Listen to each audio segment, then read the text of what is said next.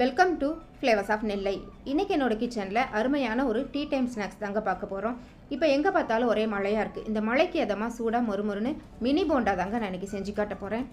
அதுவும் 10 நிமிஷத்தில் வீட்டில் இருக்கக்கூடிய இட்லி மாவுலேயே இந்த போண்டா செஞ்சிடலாங்க. சூடாக மொறுமொறுன்னு இந்த போண்டா கூட இஞ்சி டீ வச்சு சாப்பிட்டோன்னா மழைக்கு எதமாக அவ்வளோ சூப்பராக இருக்குங்க. வாங்க அதை எப்படி செய்கிறதுன்னு பார்க்கலாம். ஒரு மிக்சிங் பவுலில் 2 கப் இட்லி மாவு எடுத்துக்கலாம். இந்த இட்லி மாவு புளிச்சிருந்தால் தான் டேஸ்ட்டு நல்லா இருக்குங்க. இது கூடவே 1/2 கப் அரிசி மாவு, 1 டீஸ்பூன் சீரகம், கொஞ்சமாக கருவேப்பிலை, பொடி பொடியாக நறுக்கின இஞ்சி, பச்சை மிளகாய், குட்டி குட்டியாக கட் பண்ணி வச்சுருக்கிற கொத்தமல்லி இலை, அப்புறம் மீடியம் சைஸ் வெங்காயத்தை வந்து சின்ன சின்னதாக கட் பண்ணி வச்சுருக்கேன். அதையும் இதோட சேர்த்துக்கலாங்க. இதுக்கு உப்பு சேர்க்கணுங்கிற அவசியம் இல்லை, ஏன்னா இட்லி மாவில் உப்பு இருக்கும். தேவைப்பட்டதுன்னு நினச்சிங்கன்னா கொஞ்சமாக சேர்த்துக்கோங்க. சேர்த்து இதை நல்லா மிக்ஸ் பண்ணி எடுத்துக்கலாம்.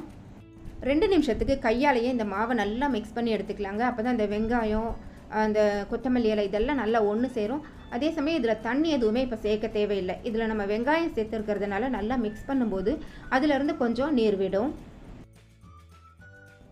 வீட்டில் இட்லி மாவு இருந்தால் போதுங்க. 10 நிமிஷத்தில் நினச்ச மாத்திரத்தில் இந்த போண்டாவை நம்ம சட்டுன்னு செஞ்சு கொடுத்துடலாம்.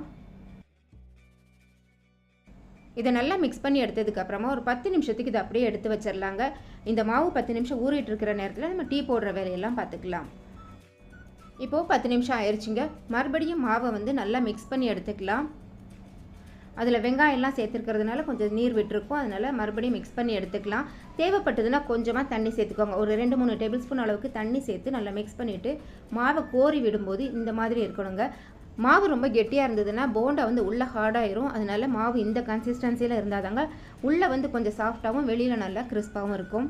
எண்ணெய் நல்லா சூடாக இருக்கும்போது இந்த மாவில் கொஞ்சம் கொஞ்சமாக எடுத்து அந்த எண்ணெயில் விடணுங்க.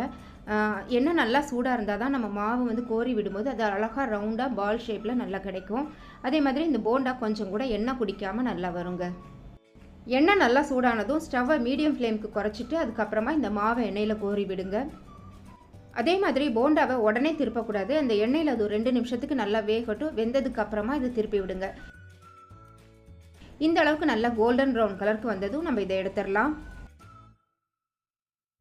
மழைக்காலத்தில் நம்மளால் வெளியில் போய் எதுவும் வாங்க முடியாதுன்றப்போ வீட்டில் இருக்கக்கூடிய இட்லி மாவை வச்சுட்டு சுட சுட இந்த மாதிரி போண்டா செஞ்சு கொடுக்கலாங்க. மழைக்காலத்தில் மட்டும் இல்லைங்க, மற்ற நாட்களில் கூட நம்ம ஈவினிங் டீ டைம் ஸ்நாக்ஸாக இதை செஞ்சு கொடுக்கலாம்.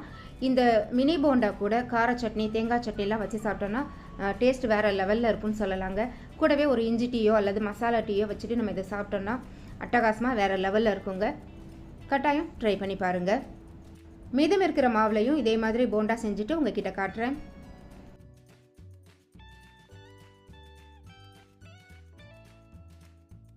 நான் சொன்ன மாதிரி இந்த போண்டா வெளியில் நல்லா கிறிஸ்பாகவும் உள்ளே நல்லா சாஃப்டாகவும் இருக்குங்க. அதுக்கு காரணம் மாவு மிக்ஸ் பண்ணுற அந்த பக்குவம் தாங்க.